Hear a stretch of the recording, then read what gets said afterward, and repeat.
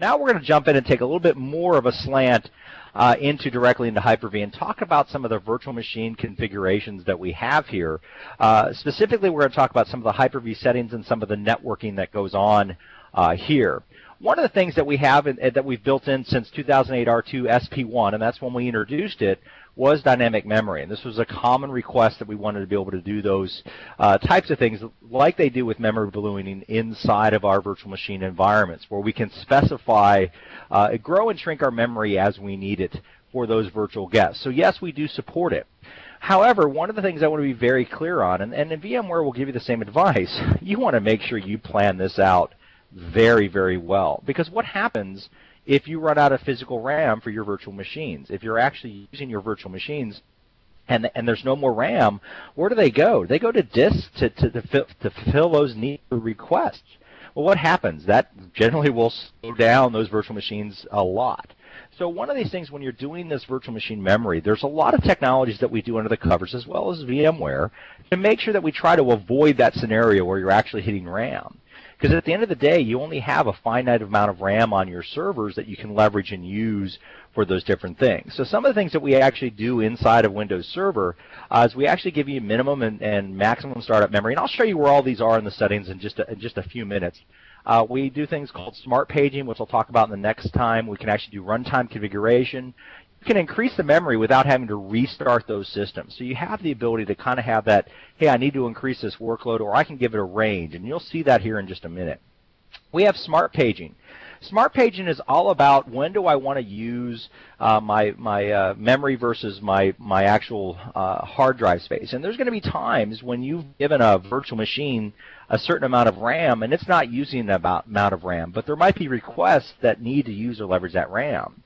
It's Hyper-V's way of basically saying, hey, you know what, for this particular access, I can move this down to page file or down to disk while that request is being used. But the minute that VM says, I need that memory back, I'm going to give it back inside of it. And that's very similar to what hypervisor swapping does for VMware. And smart paging is just our way to be able to handle those requests when we get out of that band and out of that concept of memory that we use inside of our environments.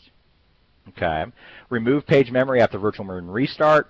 And then eventually that memory is going to come back as reclaimed after our startup. So we have ability to work with those types of things like memory. Moving on quickly into virtual hard drives. This is our VHD, VHDX are our hard drives. These are compares to our VMDK. Just a couple things that you might be interested in. We actually support up to 64 terabytes inside those VHDXs versus 2 terabytes for a VHD. So even with our own technology, we really grew how big these virtual hard drive files can be that store our virtual machines and work with them. There's a lot of things we've done with storage under the covers to help protect them underneath the covers, optimize structure for large sector. We've increased the storage protection. We've done a lot of things to really improve how our virtual hard drives work and how they're leveraged inside of the environments. So when you look at these types of things, we can do a lot of things, and that's not even addition, not even talking into, and I don't think it's anything we're going to get into today around snapshots and how we handle snapshots of these files, but we actually do that same kind of level of thing. Oh, side note, because I got a question early on. Matter of fact, one of my counterparts, Julianne, actually emailed me a question before we started. Somebody was on early and asked me a question about DCs and domain controllers. Just real quick before I forget, because I just talked about snapshotting. One of the important things that we put into Windows Server 2012 Active Directory. Now, folks, this is not a Hyper-V or virtualization topic. This is AD real quick. We actually make it virtualization safe now. So you can actually, if you remember in prior versions and even earlier versions of VMware, we said don't virtualize your domain controller. Okay, you virtualize your domain controller. Don't take a snapshot. Okay, you take a snapshot. Don't ever use the snapshot. And then you use the snapshot, and what happened to your DC? You had GUI rollback, and chances are that DC stopped being a DC. Well, in 2012, Server 2012, we actually introduced a new attribute, basically a hypervisor GUI ID, a virtualization GUI ID in a sense, to control that. And I'll put a link to an article later in the chat when I get when Tommy's up next. But basically, at the end of the day, with our VHD files, we now can handle that snapshot rollback because we actually track the attributes inside of Active Directory. It was such an important fix to AD. We actually exposed the API, and VMware adopted it as well as we did adopt it with as Hyper-V, as you might imagine. So we're doing a lot of things to help understand the capacity of how that storage under the covers is using. Speaking of those VHD files, specifically on the VHDX files, we can actually resize them dynamically online. I hear a big hooray. This is something we introduced with R2. We can even shrink them if we want to as well online. So we can grow and shrink our VHD files dynamically through our tools inside the virtual machines that we have. So we have the ability to leverage additional space, something that VMware had for a while, and we actually just added. And I don't think, as of yet, VMware can shrink, but I'll be surprised if they can't do it. But we can now grow our VHDs online inside the environments. Storage quality of service. Now, this is interesting to me. When we talk about this, we talk about IHOPS, and really, you know, I like how we understand the metric and how we look at how we can improve this, and you can trust the performance mod tools that are there. But what's interesting to me is that I don't think anybody really cares so much about the storage quality of service, although it's fairly easy for us to implement. I think you care more about latency and how do we handle the speed down to that storage. How can we get to the storage? And Tommy mentioned something earlier when we talk about storage and processing those files around using RDMA adapters. Well, one of the things that RDMA does, it gives you an immense amount of bandwidth down to that storage, and it's kind of the future of, I think, most people that are going to be virtualizing workloads are going to look at RDMA down to that actual storage. Depending on what you're trying to do, and I know Jeff Woolsey has done a couple demos on this, they've run into problems where the RDMA storage got so fast and it just couldn't go any faster, and they didn't know where the bottleneck was, and they thought it might have been the storage, but it wasn't the actual storage drives themselves. What they found out when they actually did all the investigation, that our latency down to our storage and to our actual things with these RDMA adapters, the bottleneck becomes memory. Now, wait a second, did Matt just say memory? Yeah, I did. Think about that. How long do you want storage, speed the storage to go faster than the memory bus that we have inside of our environments? What happens there is we have an amount of just an amazing kind of amount of stuff that we can do for that to work with. So understand that when we look at this, latency is important as well. Let me just speed past this slide. It's something we put into R2. Virtual Fiber Channel. This is something that being able to use Virtual Fiber Channel from our host is important. But more importantly, how do I actually use Virtual Fiber Channel inside of my virtual machine, so my virtual guests can actually get in and use the virtual fiber channel that we have today? Well, one of the things we actually put in it, and really it's just a yes, we actually do this. We support endport virtualization ID. We can actually do up to 4 virtual machines, channel adapters on that. We have multipath I/O functionality, so we support a lot of the common functionality. But remember, this is not just talking about our host. This is actually talking about our guests accessing that storage directly to help maintain their storage, and more importantly, it's supported across live migration. I put this in the category of, yeah, we should have been doing this for some time to go on and work with it. Let's switch gears and talk about some of the Hyper-V networking basics for just a bit. There are 3 main types of networks that we have inside of our Hyper-V basic switches and abilities. We have a private, which just allows VM to VM communication. We have internal, which allows VM to VM and to host, basically a host loopback in a sense. And then we actually have external, which allows that virtual machine to access the outside world. These are just standard kind of virtual switches that we have that we can use this. You can even assign them VLANs, although in the GUI you can only assign it to a single VLAN ID using PowerShell. And you see an example of a PowerShell script on the slide right now. You can actually assign them multiple VLANs for those VNICs. So we do support it. It's just a matter of how you might provision it. So if you've been ignoring PowerShell, we're already into PowerShell 3.0, and I think 4.0 are on the horizon. And I'm sure 5.0 is being worked on by our good friends Ed Wilson and the scripting guys up at corporate. So learn PowerShell, folks, if you haven't got a chance to do it. It's something that will save you time regardless of whether you're using Hyper-V or VMware. We have a lot of abilities to do some of that basics. But when I look at that, you know, it's not what I would call the standard switch. One of the things that happens underneath the covers is that we have a layer 2 networking switch. And this is where you're going to see some big differences between how we do things compared to VMware. And the actual comparison slide that we'll have in a second will kind of outline that for you. But the Hyper-V extensible switch that we have built into the Hyper-V servers themselves compared to the vStandard switch, or just the vSwitch. It's not the virtual distributed switches that you have in VMware. To do those types of things, that's where VMM, or in your case, vCenter comes into play as well. So we'll talk a little bit about that later. But understand we're talking about just kind of a standard switch environment. So don't beat me up too bad and say, well, Matt, that doesn't do all these things. Well, this is just what's built into Hyper-V itself. We have those abilities to work with those types of things. But what makes us different here is how we can do the same kind of stuff. If you look at it, we do bind to a physical NIC or a team. We can bypass it if we're using SROV. We can do the same kind of things that VMware does, but we approach it in a very different way. We actually give it the ability to kind of make a lot of settings, and I'll show you where some of these are, is to put DHCP guard protection on that. If you're not familiar with DHCP guard protection, it's designed to help protect against man-in-the-middle types of attacks. If somebody has a rogue DHCP server sitting around, intercept requests, this prevents that. We can do network traffic monitoring. We can use PowerShell and WMI interfaces to do all kinds of things inside the switch. But really how we approach it is best illustrated by kind of how we look at it in this slide here. What happens with our switch, and this is where we get to a big difference, we don't actually, whenever somebody has something new, like maybe Cisco comes out with a new piece of hardware that we want to work with for our actual networking and our physical networking or environment, we don't actually replace kind of a Hyper-V switch for that. We actually just extend it. At a very high level, the analogy that I use when I talk about the extendable switch and the types of things you can do with it is very similar to what we did with printers back in the day. You remember back in the old Windows days, if you had multiple printers from different manufacturers, you had the DLL nightmare, and each would bring their own spooler to play. They'd bring their own tools to play, and Windows kind of, when you had all those multiple spoolers for different kind of printers, just would choke. It wouldn't work really well. Eventually, Windows became mature enough, we basically said, hey, look, we got your stuff here. You just plug in and extend whatever your printer does, but right to the certain API set we're going to give you, and it allows us to print to that types of things. Well, imagine the same kind of things we do with networking. We actually provide this open and extensible switch that allows customers to bring in whatever kind of switch that they have that allows it to extend those different types of things that switch may do. It might do forwarding extension.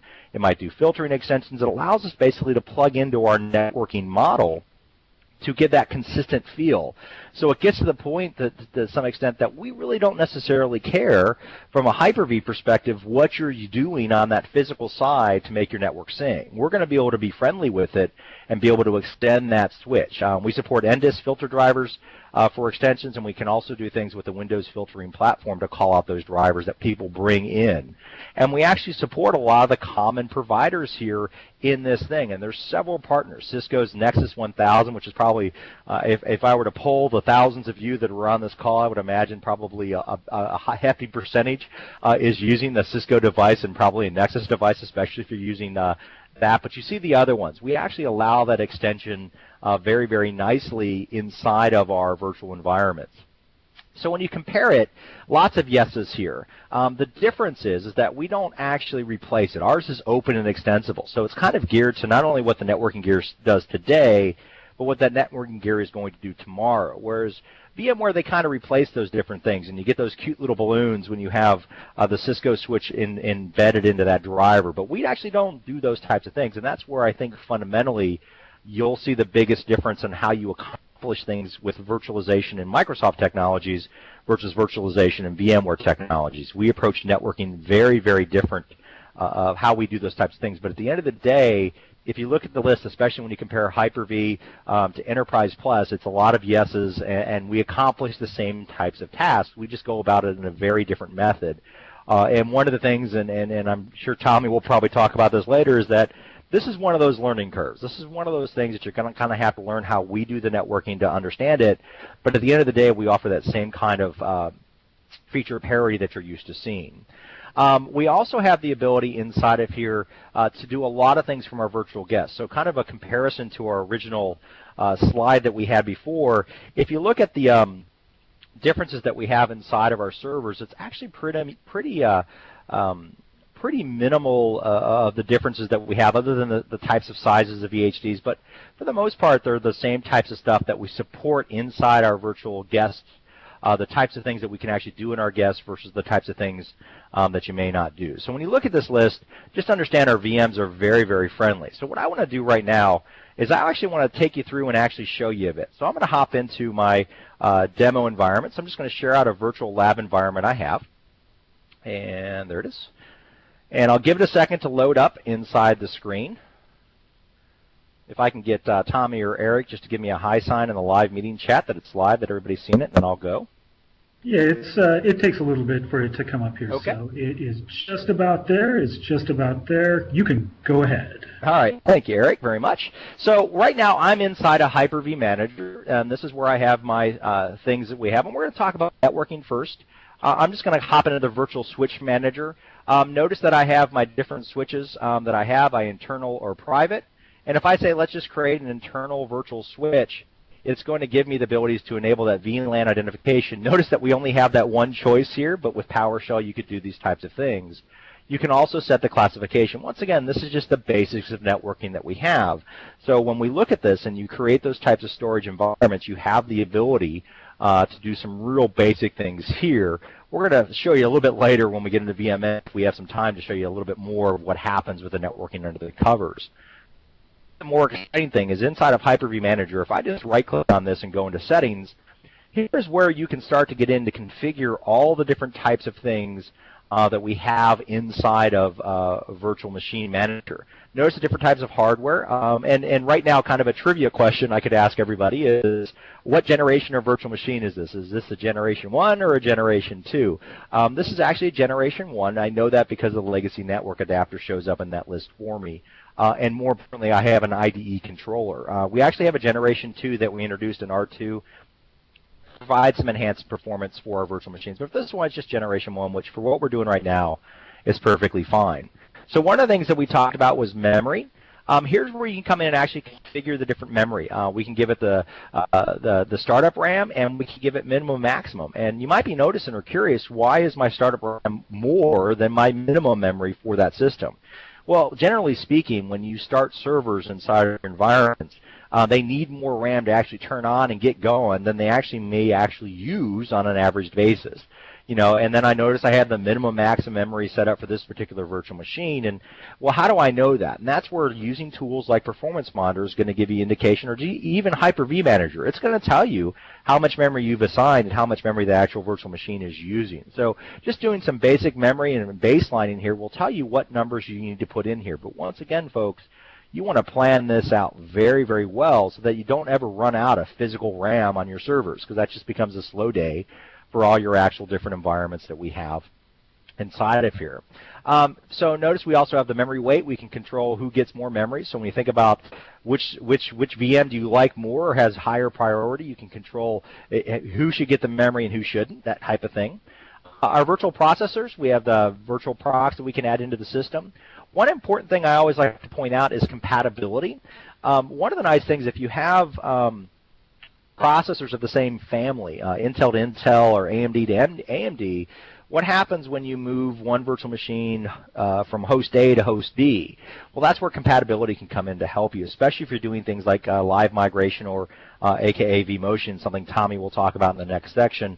But you want to make sure you're doing that physical compatibility, especially if you're moving to a different architecture. And what happens is our modern OSs will actually detect those changes and extend that drive for us. Here's my SCSI controller. Just one thing that I could actually do. If this virtual machine was running, I could actually add in a virtual server, virtual hard drive hot, right from within inside of here, inside of my Hyper-V Manager. So it gives me the ability to add additional storage for me to use very, very easily inside of it. Oops, I hit cancel instead of just moving past that. Let me go back into settings here real quick. Notice we have diskette drives. If anybody has those virtual floppy drives floating around, we can still do that. I'm kidding, by the way. We have our VM networking that are here. Notice I can choose if I want to connect it. Do I want to do LAN identification? I have the ability to do hardware acceleration, and what you see with a lot of things that's happening in the virtualization space, it's actually really, really exciting.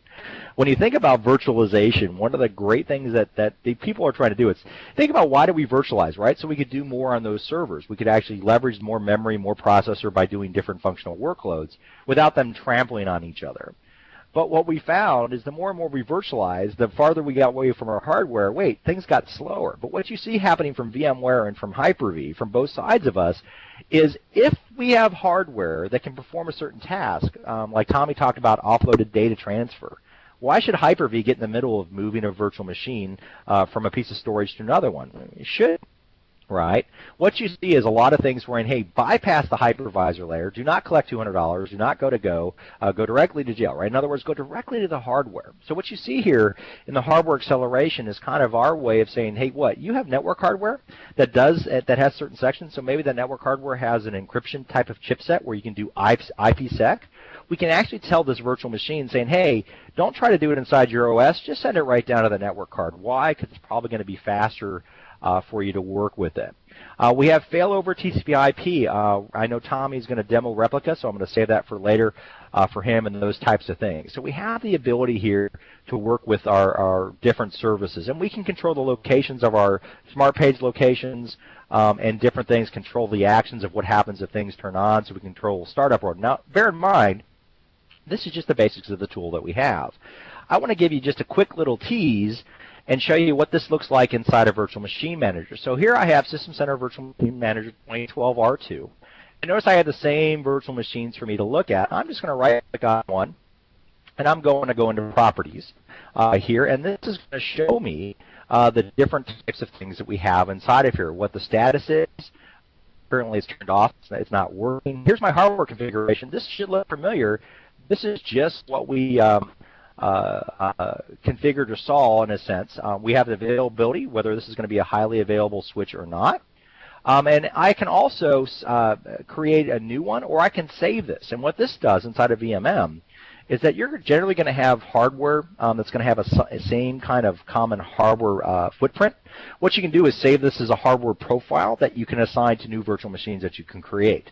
So we have the ability to save that kind of information, but for the most part, this is the same kind of stuff. And if you take the networking here, this looks a lot different. And this is where you start getting the kind of the you know it from a VMware perspective as the distributed networking components. But that's where VMM can start doing that virtualized network for us and do some of those segments that are here. So this looks a lot different than what you might be used to seeing. But we still have the ability to browse and change the different VM networks that are here. We have the same kind of things around our hard drive. How much storage we're going to have, do we want to compact that drive. Notice our memory switch almost looks identical to what we've had before. So you have the ability to come in and really see some different properties. So depending on how you're looking at your virtual machine and your virtual machine settings, whether you're in VMM or Hyper-V Manager, you're going to have a different look and feel, but at the end of the day, it's still the same kind of stuff that we have. So I'm going to go ahead and just stop this demo real quick, but I wanted to give you a quick tour of the different types of things that we can do